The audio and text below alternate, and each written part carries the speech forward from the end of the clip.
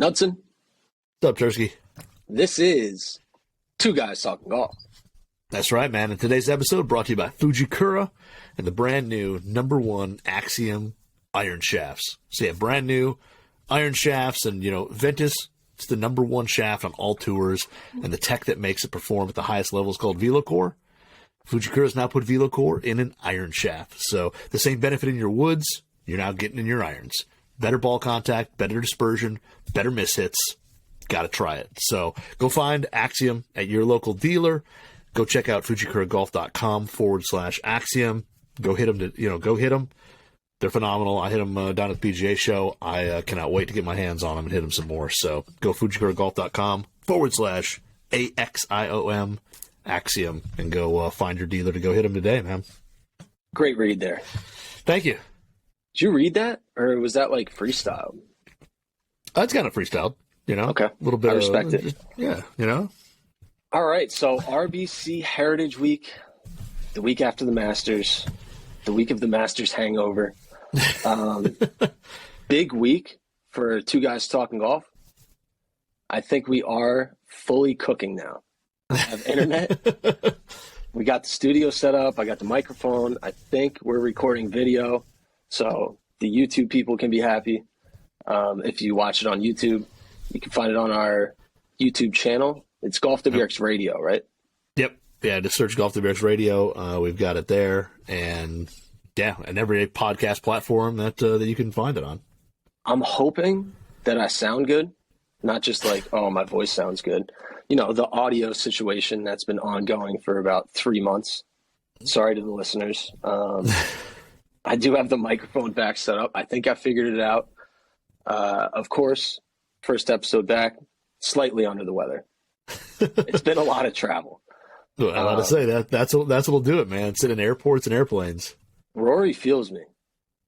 So we're coming off the Masters. Rory obviously misses the cut. Kind of a big week for him to be missing the cut. We needed Rory to show up, represent for the PGA Tour. Luckily, Rahm held it down. But Rory misses the cut. Then he withdraws this week. The reports are that he took a $3 million hit on the PIP, the PIP. Oof. That's a big hit for 1 week off. What do you think about Rory not playing this week? I kind of get it. I mean, you and I are kind of talked before, and the having a PGA Tour elevated event after the Masters just doesn't make a whole lot of sense.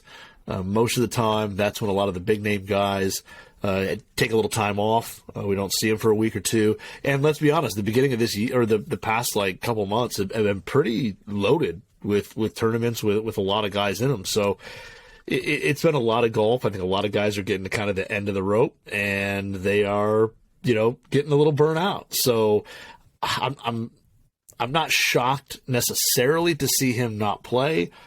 And honestly, let's be real. $3 million PIP money to Rory. He's got that OG Nike contract money. So I don't think it's that big of a deal. Yeah, he's got different money. Yeah. The purse this week actually is bigger than the Masters. So the Masters was 18 mil. This week's 20 mil. John Rahm, for winning last week, it was 3.24 million. This week they're playing for 3.6. So it's actually bigger than the Masters. Obviously, the Masters comes with a little bit more history, and a green jacket, not a tartan jacket. Yeah. Although the tartan jacket is fire. I do like the RBC Heritage logoing and everything they got going on with the white and red lighthouse. It's a great vibe there. I love this in Hilton Head. Harbor Town Golf Links. I have played it before. That course is impossible. It's so tight. And I've played it I have some family down in Hilton Head, so we've done a couple of Thanksgivings there. And it's cold and it's windy and that course is tight. It's fun, but makes for a long round out there. Yeah. It was beautiful this week, though. And the guys they're tired. I will say that. I've overheard some conversations, had some conversations. It's just everyone's a little bit gassed this time of year. Plus, you're coming off the first major where everyone's trying to peak right at that time.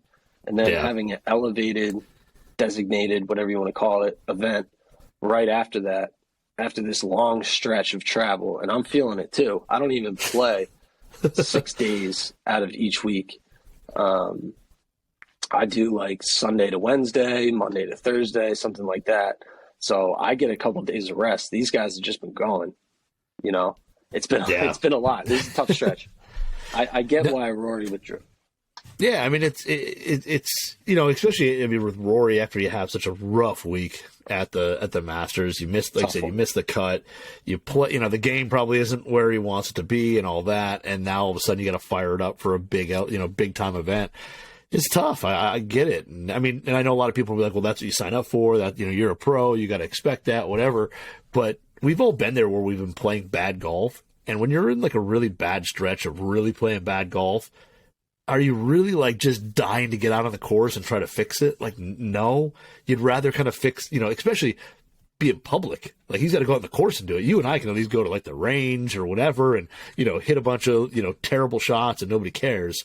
He's got to go do it on national television. And I get it. You want to figure it out and work out the kinks and do your thing kind of in your own private space, and then get back out there when you can play. So he also has to worry about press conferences and media people, and people like me asking, like, what did you do with your driver? Why is it all over the map? I thought you went down to 44 inches. Are you changing your shaft? You know what I mean? Like, he gets so many different questions, and he is so good with his time. He's willing to answer questions, speak his mind, put himself out there personally, and risk like some of his relationships. What he says makes headlines regardless of what he says. So when he shows up to the RBC, he's going to get peppered with like, what did you think about Phil Mickelson finishing, second? What did you think about Brooks Koepka, Live versus PGA Tour? Like, he was probably just exhausted from answering those questions. He didn't show up at the Masters and literally didn't show up this week. So I think we're just going to have to give Rory a little space, a little time. Cooler heads will prevail in the end. Give him some time to meditate, recollect, and then come back out on tour. And he was playing well, like in spurts this year. It's not like Rory's game is gone. Where did Rory go? He just had a very surprisingly bad Masters performance. And you got to remember, it's 2 rounds of golf, and the conditions were not like the easiest out there. I think just in general, how the tournament went down. The weather was tough. Like, it depended on your draw, whether you were teeing off in the afternoon or the morning and what order that came in. So just tough week all around. But that's why Jon Rahm is absolutely the realist for coming out this week and teeing it up. And his explanation of it was he had a commitment. He wanted to fulfill that commitment. And he was thinking about the kids. He was like, if I bought a ticket to this event, or I came to this event, I would want to see the 2023 Masters champion come out for the first time. Yeah. So the fact he went out there, hats off to him. Much respect. Oh, yeah, for sure. He was getting the love, like fans clapping, fans coming up for autographs. Every single caddy, player, person that works on the tour, who else would there even be? The valet people, like everyone was showing so much love to him. And he was just like, I was kind of standing next to him at a moment. He was like, I texted Kelly, my wife, this is just crazy. It's wild. What the Masters does for your career, for your celebrity. Huge. There's a lot of golf events throughout a year that matter, that the regular sports fan takes notice to, but there's nothing like the Masters. There's just nothing like the Masters. And Rahm pieced that place apart on Sunday. I thought it was going to be this Brooks-Rahm heavyweight title battle, and Rahm just kind of took the fun out of it. He didn't miss too many shots. He put every iron shot where it needed to be. He played that little low cut that just, a yard left, just gently falls to the right at the target. He hits it low, but it lands soft because he's got the spin and he's hitting the cut shot. Brooks was a complete disappointment. Dude, fell apart. Like, he seemed ready to absolutely go. and win by 3, and he looked ready to fight against Rahm all day. Just kind of a non-factor. It's like Phil made it more fun than Brooks did. And huge shout out to Phil, 52 years old. What did he shoot on the back nine Sunday? Was that a 31? Something like that. Yeah, it was like 31, 32. He set that place on fire on the back nine. Just classic Phil. Like, he really shut up this week. He was not getting the crowd involvement, the crowd support that he normally does, which isn't surprising really at all. But he just kept his head down, let the clubs do the talking. So big shout out to him.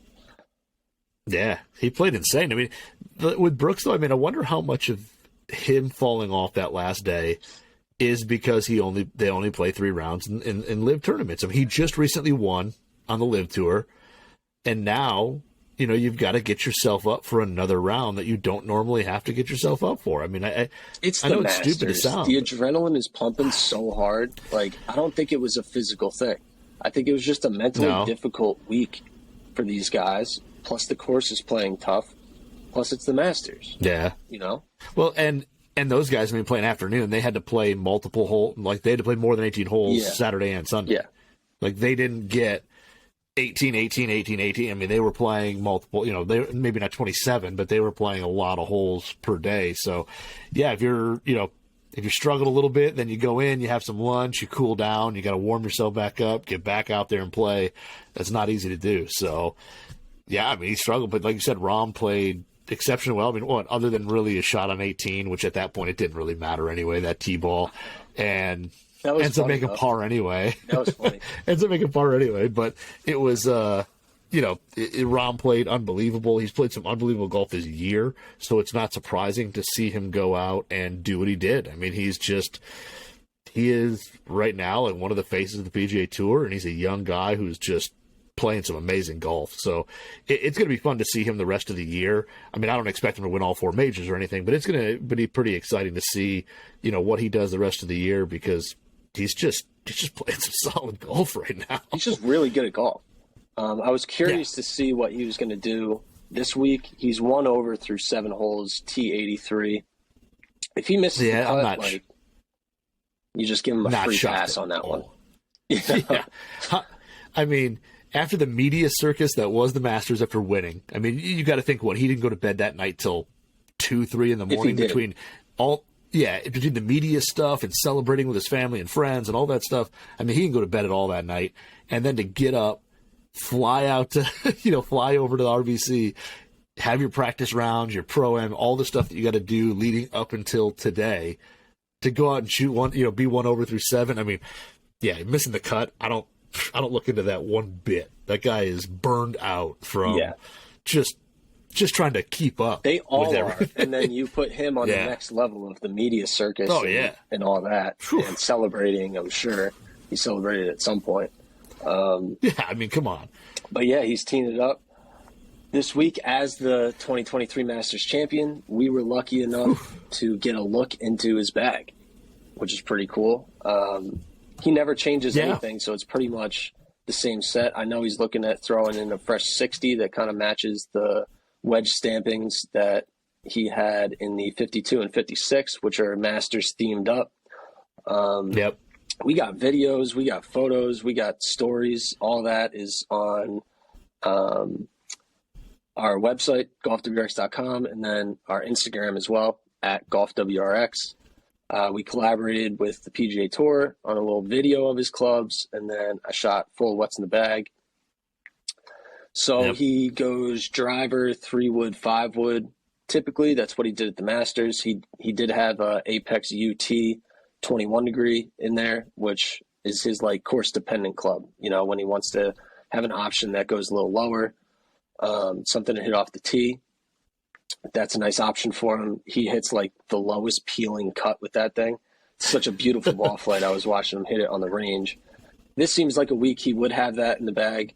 So it's not like, oh, I win the Masters and I'm changing. It's just something he always kind of takes with him as a course dependent club. When there's certain conditions, he throws that in. So I think he's going to go with that this week, and then maybe the fresh 60. But other than that, everything we took photos of, got videos of, was actually what he used to win the Masters.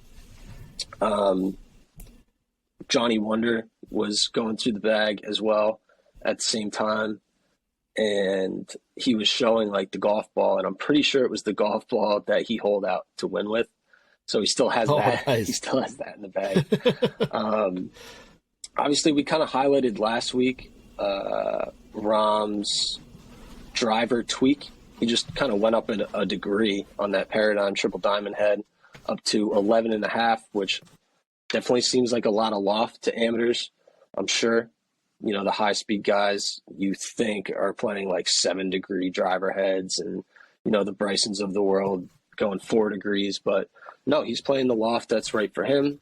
He has a certain swing motion where he's a little bit more down on it with that bowed left wrist. So more loft definitely makes sense. And that's kind of how he is through the bag as well. Even with his irons, we did like a huge deep dive on PGAtour.com, the equipment report. I did a huge deep dive on Rahm's irons. So just to kind of quickly tell that story, when Rahm came over from TaylorMade to Callaway, they went through their fitting combine. So what Callaway does is they have guys hit 60 shots, and every single shot you hit is a new shot. So you might start with a 4-iron, then you go down to a 9-iron, then you go to a sand wedge, up to a 6, then to a 7, then to a 5. Like, they're constantly switching it up on you. At the end of that combine, their system kind of spits out like the right clubs, lofts, lies for you.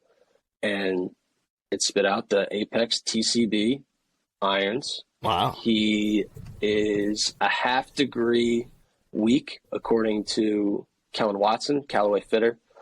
There's like different reports, whether it's 1.5, 1, a half degree. He said a half, but, you know, like Kellen said, there is no standard on the PGA Tour. It's all just, can you get the right launch and spin windows for each particular club? And that's how they treat it.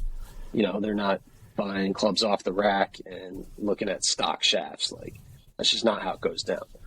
So he still uses that same set to this day. That was 2 years ago now. That was the beginning of 2021.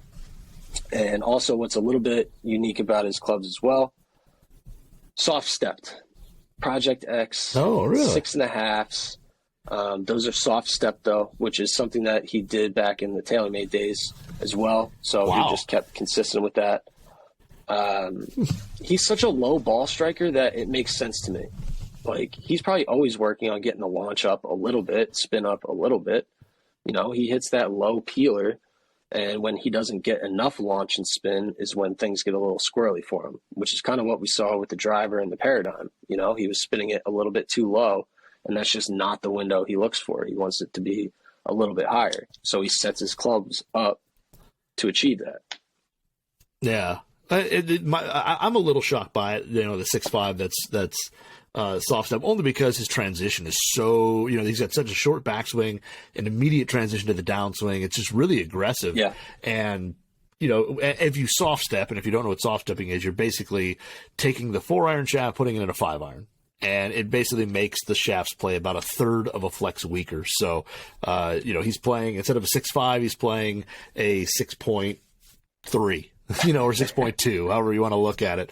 But still, like I said, that's a little interesting, just because, you know, like I said, the power he generates in such a short period of time in that backswing. I would just think that aggressive move, maybe he'd find a little more control with the, you know, the full stiffness of the 6.5 or whatever. But that's pretty interesting that he soft stepped. I didn't know that. I wouldn't have thought that he would have. But that's pretty interesting. I didn't know that either. I'm surprised I didn't know that. But and then the only change he's made in the wedges since 2021 is he changed the lie angle of his 60 by 1 degree. And that's because he just wanted to expose a little bit more of the bounce on that club to differentiate how he uses the 56 a little bit more. And that's it. He hasn't changed anything with the irons or wedges since 2021. So what he first got fit with after the combine is what he used to win the Masters. Obviously, Yeah. you know, he might have changed out into a duplicate set for fresh grooves or like different wedge Yeah. standings or whatever, but he's still got the Apex TCBs in there, still got the Jaws Raw or the Jaws Forged or the Jaws ROM, whatever you want to call the wedges that he uses. Yeah. They're made for him. We'll put it that way. And he also has 6.5s in those clubs, but those are straight in, not soft stepped. And then the putter. Yeah, interesting. The putter is so sick. It's so clean, made for him. A nice prototype they made for him. The Rossi, short slant neck. I know you probably love that putter. No, actually, I don't. It's one of those I don't actually like it. I get it, like it's his thing. Well, I'm 0 for 1. And man. Whatever. 0 for 1 on this show. Yeah, not a big. I'm just not a fan of the Rossi. I've never been a big fan of the Rossi. And then he's also got the I think it's the White Hot Star insert, which is like crazy soft. It's the basically the white one that has little black kind of plastic section, dots as it looks like through it. And it's just a different material behind there, and it's extreme. It's one of the softer ones, I think. I think Micro Hinge is the only one I think is softer than this one. But it just, it's not my style. It just has no sight lines. It's naked on top. It's just a kind of a longer, bigger version of the Rossi with a slant neck.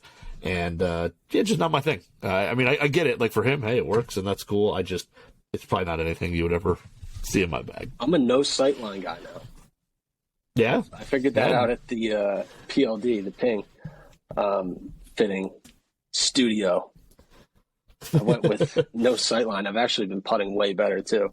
Up a half inch, no sightline. Shout out Ping for the help on that.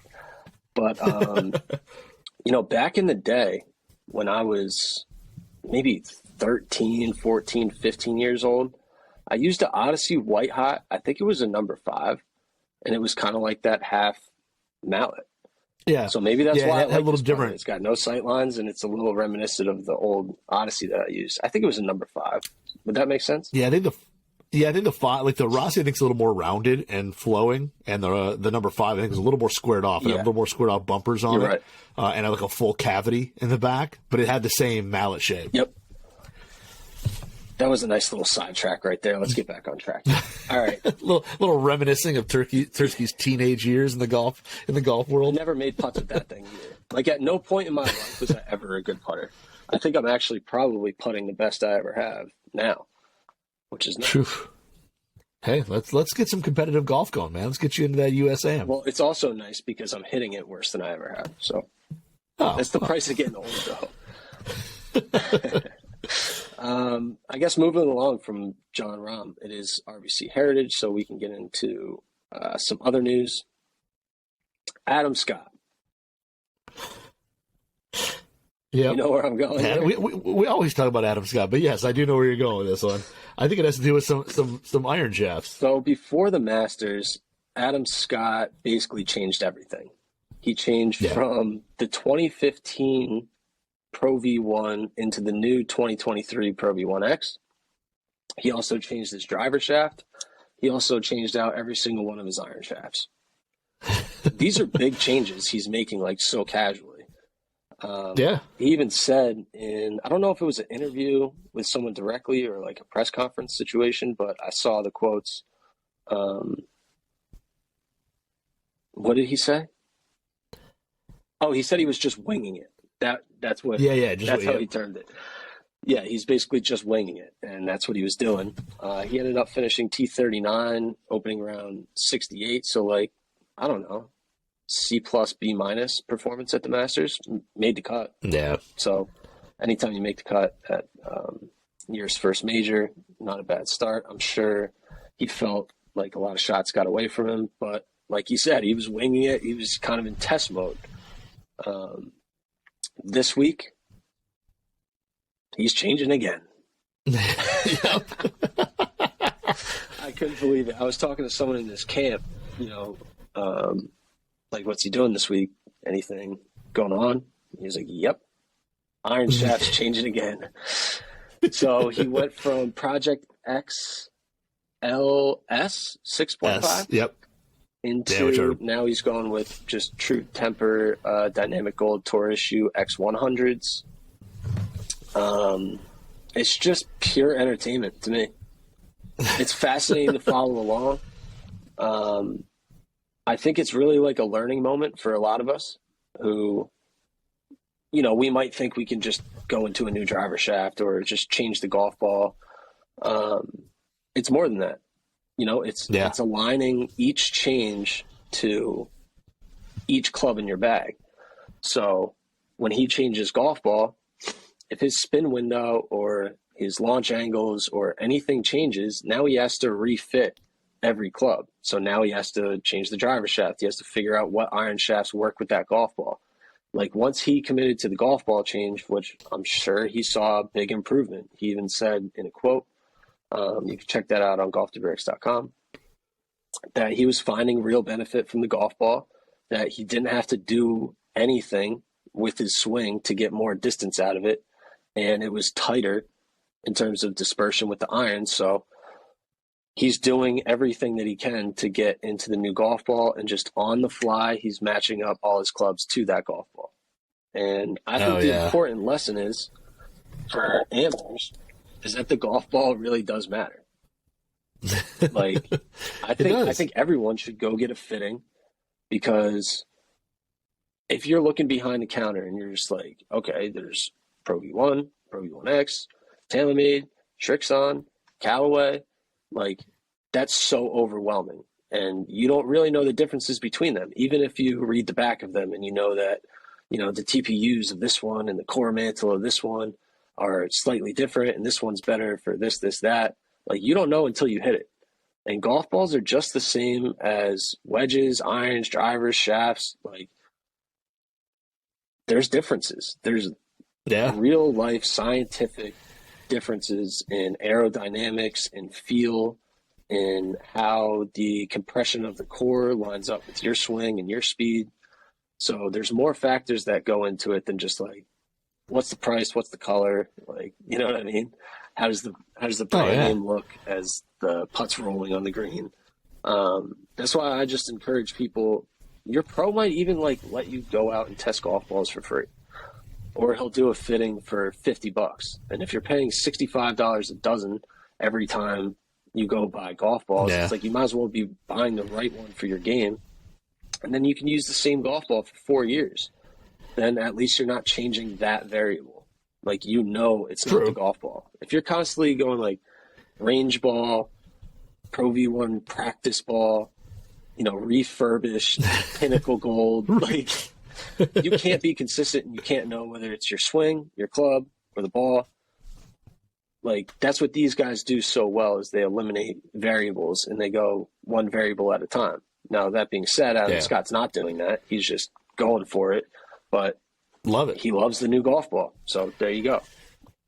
He's got to figure it out. My thought is, and I don't know, I mean, I haven't talked to Adam Scott, which is if you went to the new golf ball, you see more distance, all that, I'm wondering if the ball's spinning less, and then and the reason I say is you see more distance, and then moving from Project X LS, which is probably one of the lowest lowest spinning shafts on the market in terms of iron shafts, and then to move to X100, which to me, I always, it's considered by True Temper standards low launch, low spin, but not as low as like LS, I don't feel like. And I felt like it was always a little bit higher launching, a little bit more spinning than it says on paper. So I'm wondering if he just moved to that shaft to kind of get just a slight edge up in raising that spin, raising that launch just a little bit to get that launch window, spin number, all that where it needs to be with the irons. Can I ask you a question? Sure. We're going to get sidetracked here a little bit. I'm sorry. I was doing some iron testing, just iron testing in general. I have like different builds from different companies, a bunch of different styles of club heads. One fitting, I might get put into C-Taper 130Xs. Another fitting, I might get put into Project X 6.5s. Another fitting, X100s. So I do have like multiple variables going on, which I know is not good, but this is what I have right now, okay? So I went out, hit about like 7 different sets. I think I got it narrowed down to 2 of them. I don't know if I should say exactly what they are. I don't know. I really like the Shrixon blades. Yeah. Oh, the blade. Oh, the Z Forge 2s? Yeah, Oof. they're sweet. they feel They're so beauties. good. Yeah, they're beautiful. But those are with X100s in them, and I do feel like the ball gets up, spins a little bit, and then falls like left on me. Whereas I have Project X 6.5s in the PXG Gen 6 0311P heads, which are so much different than the Oh, blades. yeah. But I have those like a little bit flatter lie angle, and then I have the Project X 6.5s in there, and I stripe those. Yeah. But well, there's two things. I mean, to me, for me, I always thought Project X, the standard Project X that you're talking about, Yeah. just like 6.0, 6.5, whatever. I always felt like those had kind of a lower spin, a little flatter, like flatter ball flight than Okay. X100, S300 Dynamic Gold. For me, but the big difference is heads right there. I mean, that Z Forge 2 probably is a higher spinning head than the P's in general. So you're probably seeing, just head to head, if you had the exact same shaft, I bet you'd notice a difference in those two heads because they are so different. I mean, one's a multi-piece, fast face, foam filled, head with probably a much lower center of gravity than the Z Forge 2. I mean, I'm probably hitting it like 12 yards past, but just like in general with how it feels in the transition and what's going on at delivery, I do feel the X100 is a little bit like whippier, and for some reason I can release it more, whereas the Project X 6.5 is a little bit firmer, and I'm feeling a little bit more fade bias. Now, I know the line angle is a little bit different, but just like, you could feel it in your hands. You can feel, the way a shaft's reacting to your swing, and it just feels like the Project X is a little bit more boardy and fade bias, but I don't know if that's true or not. Yeah, I mean, I wouldn't. Well, it definitely is to me. I think feels firmer than an X100. So I agree. I think a 6.5 Project X feels firmer. It doesn't load as easy. It doesn't have that like kick it impact that you kind of feel with an X100. And I'm going to say they probably play similar stiffnesses, whatever. But the fade portion could be that it just takes more to square that club head up with the more stout shaft, and you're seeing that. You hit a little more fades and hit it right. And that's exactly what happens when people look at driver shafts and they get a driver shaft that's too stiff. Typically, they hit balls that start off, either the ball starts on the right of target or they see more slice, more fade with that shaft. So, yeah, it makes sense. In the C-Taper 130, I think it's closer to the Project X 6.5. I think it's a little more boardy, a little more stiff, a little lower launching, but... that's the thing. There's a lot of iron shafts out that fit a lot of swings. The C-Taper feels so smooth that I think that's the reason I don't like it. I don't know what it is about it. Like, I don't know. I do feel I can swing it faster. Yeah. I don't know why. That's just the feeling I kind of have with that shaft. But for some reason, I lose where the club head is. I'd probably have to look at swing weight of whatever head that was shafted up in, because that could be a factor as well. But true. And I just wanted to say one more thing, just real quick. I know this show's not about me and my golf clubs. It can be though. We're just two guys talking golf. Could be. Yeah. Did a bunch of driver testing. Callaway Paradigm Triple Diamond 9.5, Fujikura Ventus 6X TR Blue. Oh wow, TR Blue, man! The TR Blue is all. And it's not even the TR Blue close. Yeah, TR Blue's in a lot of bags. It seems like the guys playing black, who used to play the original black, they're going to started TR. to kind of move to TR Blue, and I think it's just that a little bit more spin, a little bit more launch.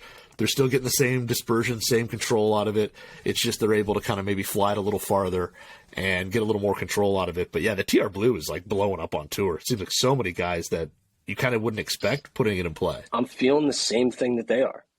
And I'm not like, it's a good shaft. I'm not a hype guy when it comes to this stuff. Like, I'll play a shaft from 10 years ago that I find familiarity with. Yep. I'm not just one to like hop on the hottest shaft, but this is the one that I got fit into, and I tested everything from every company, like you name it. And each one of them pretty much was like, I got fit for it. I was there. They got me into their premium shaft. It's tipped right. It's my weight, my flex. Like that's what they decided to match me with. And the Paradigm is far and away the best for Yeah. me. Paradigm's killer, man. I mean, there's a lot of good drivers out there. I mean, it's another good year of driver. So, but yeah, it's interesting because yeah, if people don't know, you other than your stint with the DI, which is kind of a higher launching shaft, for the most part, you get fit into a low spin, low launch shaft everywhere we go. I mean, everywhere that I've been with you, everything that I've seen that you've been fit into has been low launch, low spin, 70 grams, pretty stout. And if you don't know, Tursky moves the ball pretty good. He's got some decent club head speed, so it's warranted. But yeah, to see you in the blue, it's pretty interesting that, you along with a lot of tour players who move it pretty hard, transitioning over to that shaft. And I think it is. I think it's just you get a little more launch, maybe just a touch more spin, and that just fits those parameters really well. Yeah, the goal with me is always reduce spin and get it off the left side. Like that's every fitting I've ever had. So yeah, I end up getting into like a low spin, and I prefer a heavier build. Like I feel like I just grew up playing, higher swing weights, higher overall weights. So it's like I want to feel that weight. It's when I lose track of the club face, that's when things go haywire. Like I just need to be able to feel the club, and if I give up some distance, I'm kind of fine with that. I don't think you score, especially in amateur golf, when you're not even playing like the back tees necessarily. I mean, I do go out and I'll play the back tees, but for most amateurs or when I go out play with my buddies, you don't have to hit it 330 yards to score. You just got to keep it between the tree line, stay out of bunkers. For most guys, especially that are like 15, 20 handicaps, stay out of bunkers, obviously stay out of the water. And it's more about just controlling like kind of where your golf ball goes. Yeah. We're not trying to shoot 64. We're trying to keep the ball in play. It's about keeping double bogeys off the card. I was having this conversation with one of my buddies. He's in the midst of trying to break 80 for the first time right now. And that's why I told him, like, it's all about being kind of risk adverse at times when you feel like it might be a hole where you're in some trouble. It looks like double bogey. Like, just get it back in play immediately. Hit like a pitching wedge if you need to. Get yourself on the right side, the correct side of the pin, so you have a nice open shot with no like, you don't have to hit a flop shot over a bunker, and just make bogey. Just get yourself a par putt as quickly as possible. That's like the tactic that I use as a lefty to break 90, and I ended up shooting 82. It's just completely risk-adverse golf. Play away from trouble. Keep the ball in front of you. Don't do anything crazy. All right. Yeah, I agree with that. Confident shots, conservative targets. Bringing that back. Hey, next week we start up. All right. So Adam Scott, that was the Scott Switches reality show for this week. We can move along from Scotty now. I'm sure that he's going to continue keeping it entertaining. Speaking of highly entertaining shaft switches, we got Jimmy Walker. Oh, yeah. Jimmy Walker. Applause for Jimmy Walker. Doing it for the gearheads, for the people. He threw in the AutoFlex double X stick for his driver and 3-wood. I was hanging out watching him do some testing with the driver 3-wood. He seems to swing it well. I mean, he was pumping the ball. And I was overhearing him talk about it. He got his Club Pro back home to build it up. So he didn't just put those in this week. I guess he's been playing with them for a couple weeks now and said he really likes it. What do you got on the AutoFlex? I don't know if we've talked about it. I have tested it. It's definitely not for me. I have a quick transition at times. It's just not the style of shaft I use, but I have been around like other people with similar speed or even higher speed that do like it, that have smoother transitions. And Jimmy Walker has a pretty smooth transition too, so it might make sense for him. But what do you think about the AutoFlex? Yeah, I've actually never hit one. It's just one of those, like, they don't send like media samples to companies. Like, you buy them and then you buy them and that's it. And that's cool. I respect that. So, but I'm not going to drop $800 on something just to try it. Yeah, they are really expensive. I forgot how much money those were. They're like $800 or $700. Yeah, he's rocking SF 505s, which even in double X flex, which is like I think the heaviest, most stout they make, which is still super flexible. I want to say it's 57 grams for the driver's shaft. Yeah, it's super whippy. Meant to be. I know it's double X. Yeah. No, it's whippy. Yeah, and they're meant to be super soft, yet still have stability into them. Whatever technology they use and the graphites and all that, they're supposed to be extremely flexible for, crazy ball speed, but still supposed to be stable. And I know a handful of guys who have played them, and unfortunately, none of them stuck with that shaft. They've all moved on after a certain point. Just they come down to, it worked in the beginning of the honeymoon, and then just not after that. But I think you're right. I think for the right player who has kind of an easy swing and all that, they could definitely work wonders. But yeah, I haven't, unfortunately, got my hands on any of the tests. But it's pretty interesting to see a 57-gram driver and fairway shaft that are unbelievably flexible. Now, I've played the, BGT, Breakthrough Golf Technology. They make one called the Brava, and Mitsubishi just came out with not the same thing, but the Vanquish, which is a little kind of on the softer side, all that. I've hit those. And if I can get the timing right and I can slow the swing down a little bit, they go a mile. If you can get the timing. If I can do it. Yeah, it's a struggle for me to get there because I'm like you. I got a quick transition. I'm not smooth. I'm not Freddie Couples. So I tend to struggle a little bit when things aren't timed perfectly right. I just think it's especially interesting that it's Jimmy Walker. And guys in the Golf WRX forums were talking about this. It wasn't too long ago that he had a 41-inch driver with a steel shaft in it. Steel, yeah. Steel shaft. We're talking within the last year, wasn't it? Maybe a year and a half, but within the last year, I think. So that is two completely opposite ends of the spectrum. But yeah, 100 plus grams. He is willing to test everything. He is a gearhead. He is willing to test everything and figure out what works for him. For now, it seems like he likes it. I haven't looked at his driving stats the last couple weeks. I'm trying to see where he's at on the leaderboard today. So he's 2 under through 4. That doesn't give us a huge pool of information, but at least so far it's working. Yeah, and honestly, like now too. I mean, he was a Titleist staffer for so long that he didn't really do a lot of Titleist staffers. Typically, if you look across the board of tinkerers, Titleist staffers are probably some of the least. And now he's a free agent. He doesn't have a club deal, so he can do whatever he wants. And he's out there, with a Paradigm Triple Diamond with an AutoFlex SF 505 double X. So, it's just, when you have that freedom to just try whatever you want, you can go down some pretty interesting paths. Love it, Jim. Keep it up. I'll be around if you decide to do some testing otherwise, and we'll figure out where you're going with this thing. In some other news, Tommy Fleetwood.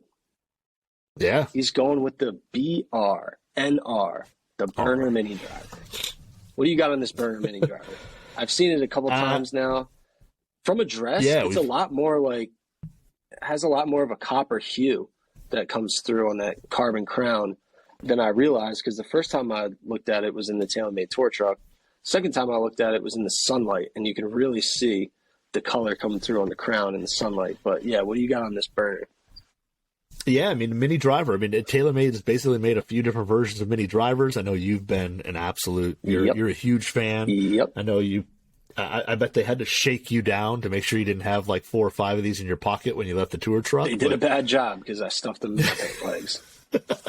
I'm just kidding. But yeah, it's another version of their mini driver, and we don't have details yet on what the exact specifics in terms of CC size or anything like that yet. I mean, we'll find out whenever we do. But yeah, you're right. Really cool. It looks to no stealth face, no carbon face. It's all titanium. So titanium face. It's got the ZA markings, which used to be I don't know if it's on the newest Stealth too, but I remember the original Stealth or Sim had ZA, which was their form of titanium that they used, which was stronger and, you know, more flexible. So twist face, that ZA titanium, and then it's got 2 movable weights on the bottom. So it looks like you've got a, you know, I can't tell what the weights are from Tommy's. One of them is like a 13 gram. Back, right?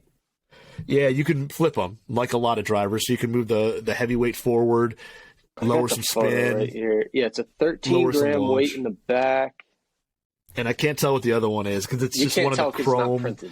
It doesn't say anything. Yeah, I'm looking at the photo right now. I got it zoomed all the way, and it's just silver.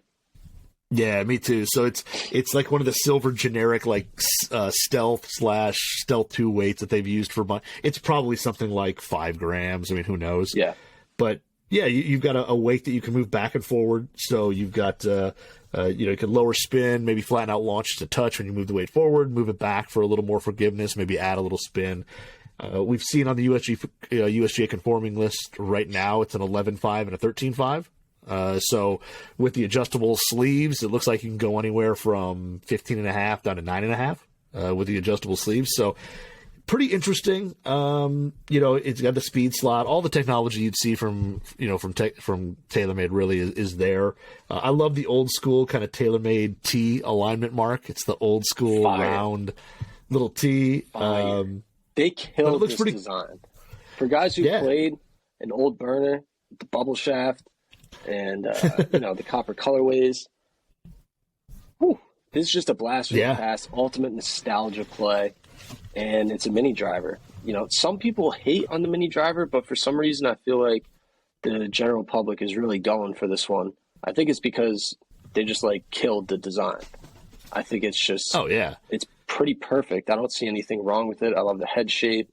I love the copper hue coming through on the crown. The old school logoing. What else do you say about it? I can't wait to test it. I was talking to his caddy, and I was like, "What's the deal with the mini driver? You guys gonna play it this week?" He's like, "He effing loves it. He smashes it, and it's going into the bag this week." That's what he said. So he's coupling. So he goes driver, 13.5 mini driver, 1 click down. So slightly lower loft on that. What would that be? 13 degrees or 13.25? No, if it's down 1, I think it's down 0.75. So I think it's like just under 13. Okay. Like 13.75 or something like that. So he's got a driver, mini driver, then he goes to a 5 wood, which I think is 18 degrees, and then he's got a 3 iron, and then, you know, goes from there with his normal setup in the irons and wedges. I'm curious to see some ball speed numbers from this thing. Yeah. Like, I'm going to have to spend some time with someone on the range, or hopefully myself. Hit the driver, then hit this right after. Because we kind of had this conversation when we were at Titleist trying to figure out, where does a 3 wood go? Where does a mini driver go? Where does the driver go? Like, how do you configure the top end of that bag? Because I'm really not like a 3 wood guy. I do have a 3 wood as an option right now. I'm keeping that TSR3 head around. I do kind of like it. But the AeroBurner mini driver is just, it's a staple in the bag. But yeah, that's kind of something that each golfer themselves has to try, because I do feel like the mini driver is a great option, even against an actual driver off the tee. Yeah, due to the launch spin, forgiveness, like, it's just something you have to hit for yourself.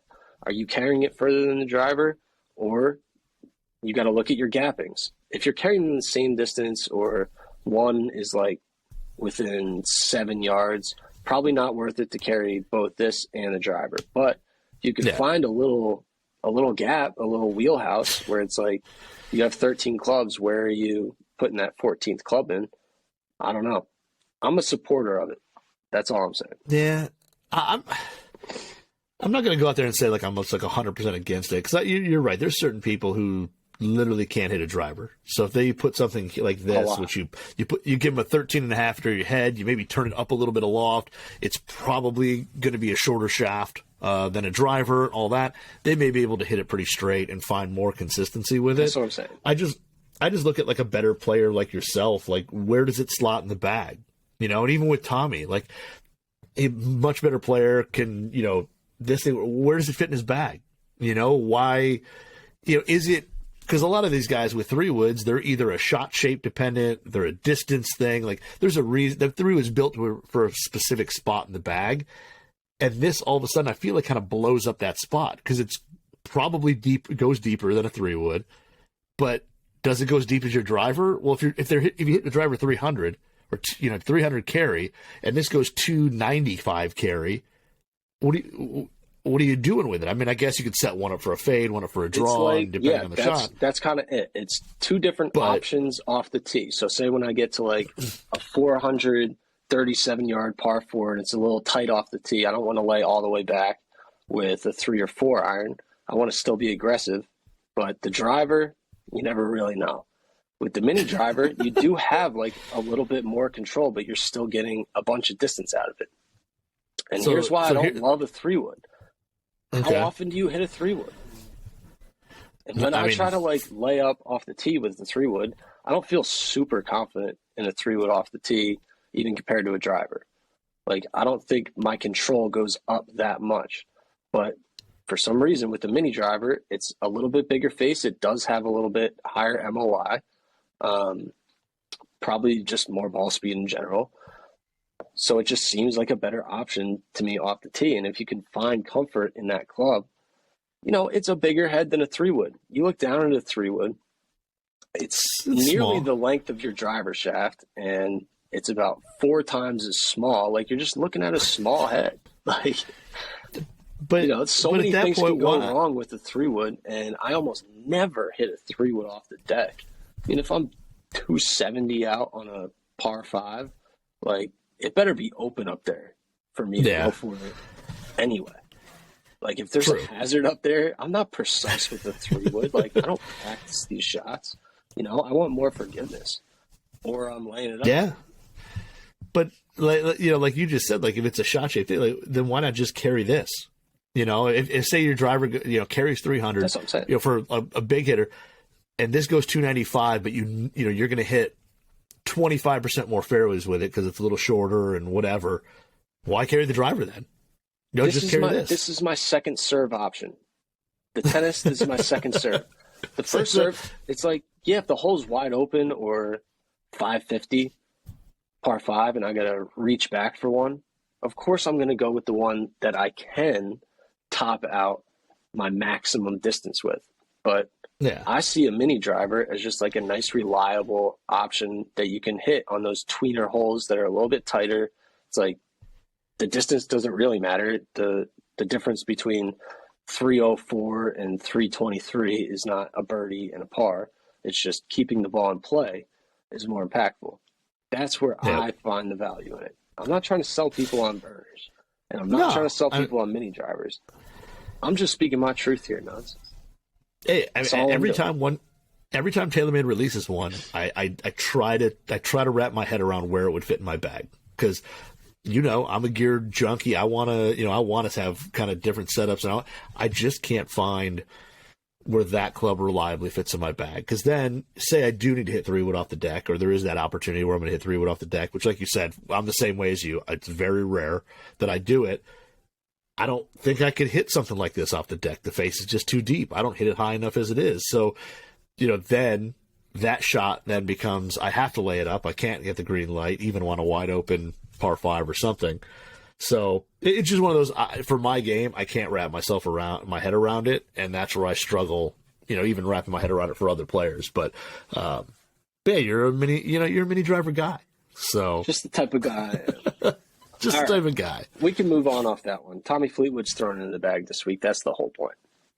Mm-hmm. Legendary Golf WRX tour photographer Greg Moore was on fire again this week, doing what he does. You got Davis Love the third. What's in the bag? And Ernie Els. What's in the bag? Two active living legends in the golf world. We got to check out their golf clubs. Did you go through these? Perchance? I did. You have some takes on them? The one interesting one is Ernie Els, and Ernie Els going with the Zexio driver And 3-wood, right? Zexio driver and 3-wood. And interesting enough, Zexio makes a couple different drivers. They make like, I can't remember what the names of them are. There's like a Zexio Prime or something, and then they make a Zexio standard model, which I think is now called the 12. Yep. And then they make an X model, which is supposedly for the better player. But they're all lightweight, meant to get the ball up in the air, all that. So you'd be like, oh, well, he'll play the X model because that's the better player. Nope, play the 12. I mean, it's an 8.5 head. These things are super lightweight. I've taken one apart and tried to build it up with a regular shaft, and the heads are super, super light. Like they're So built light. around. And the stock shafts that come with them are crazy light. Like 45 grams or whatever. Literally. They're crazy light. Yeah.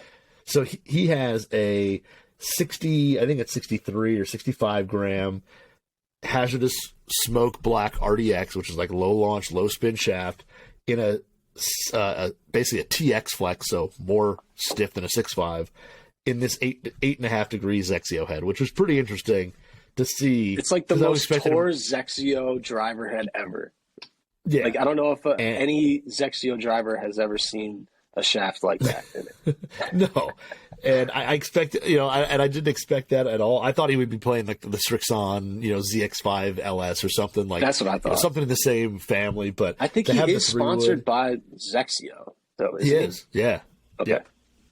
But he's not playing but he's playing the Strixon irons, which isn't a shock. I mean, why wouldn't you play ZX7s? ZX7s or 5s? Yeah, I think he's got 7s in there.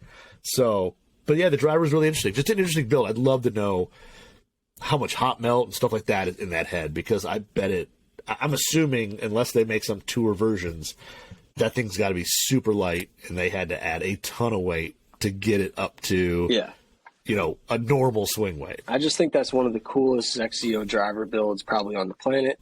And then, you said, he goes with Tor iron heads, and then he's got the RTX6 Tor rack wedges that he has rusted out. And the putter's Odyssey O-Works. It looked like a 1 wide to me with a bunch of lead tape on the sole. Yeah. So kind of a gamer set from Ernie. And then Davis Love the third. He does have a new TSR driver, still the TS3 fairway wood. I'm going off memory here.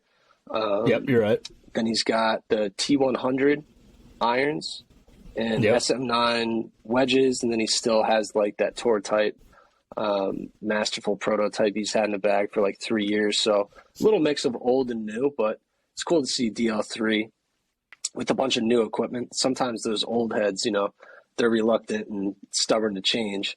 I understand. I'm kind of in the same boat, but I was expecting to see some older equipment in DL3's bag, but he knows his stuff when it comes to equipment. He knows the new stuff is, it's that extra tier. Like if you're still playing stuff from 2016, they have made a big jump now in 2023, So it's good to see him kind of ride that wave with all the youngins. The only thing that's interesting, or the one thing that stands out to me in his bag, is that it looks like everything. I mean, he's gotten older. I mean, let's be honest, and everything in his bag seems to pay respect though. Hey man, I'm older now too. Right, I mean, fair enough. Everything in his bag seems has gotten a little lighter. He's playing dynamic gold 120s, tour issue X100 120s. He's not playing the full blown DG, tour issues. He's not playing, the driver shaft. He's playing the Ventus Red in a 6X. But then you go to that old trusty 3-wood, and it's got a Tensei CK Pro Blue 80TX in it. Yeah. That, it's just something he loves. But, that thing's super heavy. Everything else is kind of transitioned to a little bit lighter, but he's still rocking the super heavy 3-wood shaft. He probably just couldn't help himself. He's like, I got to keep one. Yeah, well, I mean, he probably is. Well, 3-woods. Once you find that one that works, you're never, you don't get rid of it. So whether it's got a heavier shaft or what, it doesn't matter. But yeah, everything else looks like okay. Like I still want the dynamic gold feel and all that. I'll just move a little bit lighter. And the 3-wood, he was just like, nope, sticking with old trusty right here. It's another learning moment, though. I mean, Davis Love III was one of those guys off the tee. It was like Tiger type distance when he was younger, And he is a gearhead, stubborn gearhead, played the stiffest stuff back in the day, the heaviest.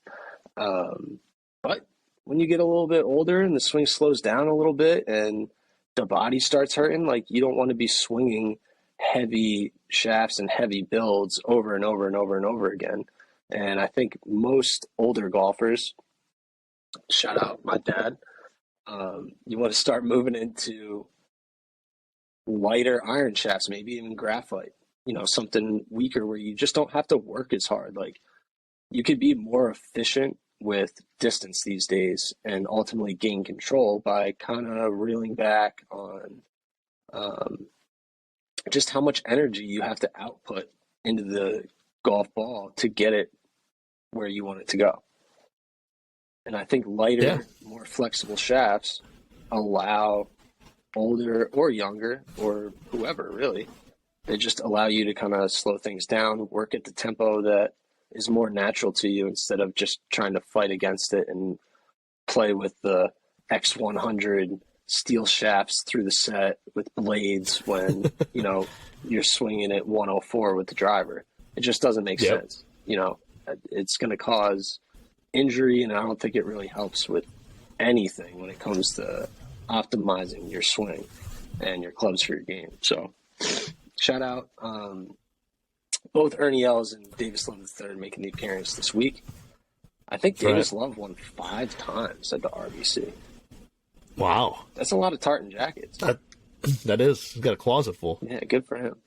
The last topic I have, and I'll let you run this one if you want to, this Joel Dahmen's putter. I know you wrote a little something about this putter. It got the Scotty Cameron prototype round back in there with a little something special.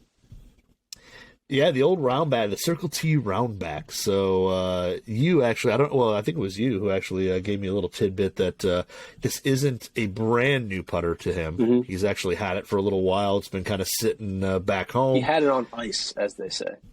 Yeah, exactly. Had it on ice. And then decided, hey, it was time to break her out. And here she is on tour. But yeah, round back kind of looks a little bit kind of like if you're looking at a brand new putter, it's kind of like a super select fastback 1.5, a little more rounded. Looks like it might be just a hair longer from face to back than a fastback 1.5, but a really good look. It's got the chromatic bronze finish, but it's super dark. Like it's more brown than it is really kind of gold. I think it looks sick. Love the look as well. Got a pretty decent milling to it, so should have a pretty soft sound and feel.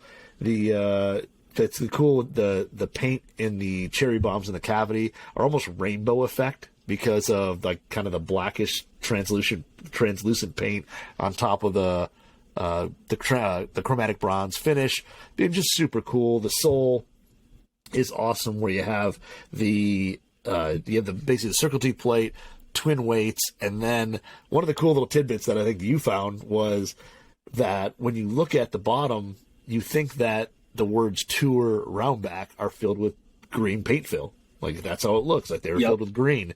No, they torched the sole, and when they torched it, it turned the letters, like whatever the finish, whatever that chromatic bronze, all that finish, turned it green. That's the coolest part of that putter.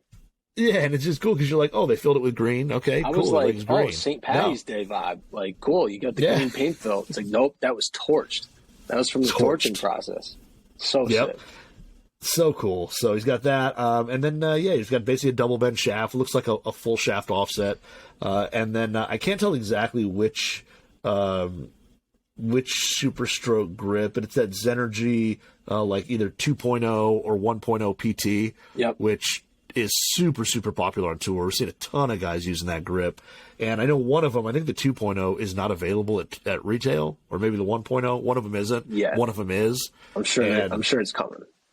And whatever one it is, everybody in Golf to BRX wants that one that isn't available. But no, just a really kind of clean putter. Love the sight line the sight line that goes through the whole thing, goes from top line onto the flange, whole way back. Super simple, but just an overall cool putter. And Joel Damon's a cool dude, so it fits him really well. Fan favorite. Nudson's been cranking out some written content. So if you want to see Nudson's takes, golfwrx.com is the place. Now, just real quick, we usually don't do like live updates, but Joel Dahman, we just talked about him. New putter. T3 right now, -5. Oh, heck yeah. And Jimmy Walker, we just talked about him. AutoFlex shafts in the bag. He is absolutely striding right now. He's through 7 holes and he's 5 under. T3. Whew. Boy's on a heater. So we'll see what Boy's happens on with a heater. Jimmy. We'll be following along, and Joel, as well as the rest of the people discussed on the show. If we didn't discuss them, they're irrelevant. Just kidding. Just kidding, of course. But I think that'll wrap it up for this week. We covered about 19 different topics. I think we covered it all from the equipment space. Talked about the Masters. Pray for John Rahm's just mental state this week. Yeah, boy, I'm sure he's just running going on to be a fumes. fight. So many autographs, so many pictures, selfies. You know, can you wish my daughter happy birthdays? That type thing. But that's awesome that he's playing this week. And there you go. Hilton Head, beautiful place. Definitely enjoy the scenery while you're watching. Don't forget to get out on the course, do some testing yourself, especially golf ball testing, as we discussed. It's not that difficult to get done. You just go, you ask a local fitter, local pro. They will help you out. And just try as much as you can. Pick your golf ball for the year and have some fun. That's all I got, Nuts. That's all I got too, man. So that was 2 guys talking golf. We'll see you next week.